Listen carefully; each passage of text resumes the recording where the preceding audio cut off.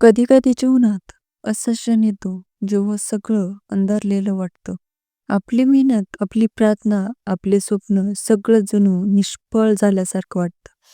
तेव्हा स्वामी समर्थ म्हणतात, "थांबू नकोस रे भक्त, हा थांबण्याचा काळ नाही, हा विश्वास जपण्याचा काळ आहे." स्वामी समर्थ कधीही आपल्या भक्तांची परीक्षा घेतात, पण त्यांना कधीही सोडून देत नाहीत. ते बघतात, तू अंधारात किती दीप लावतोस, तू संकटात किती विश्वास ठेवतोस. कारण स्वामी म्हणतात, ज्याचं मन ढळत नाही, त्याचं नशीबही ढळू शकत नाही.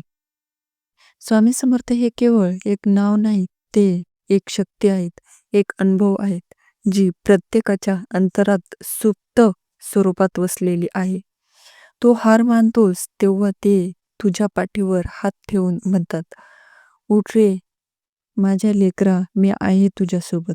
कितीही संकट आली तरी लक्षात ठेव, स्वामी समर्थ तुझ्या मागे उभे आहेत.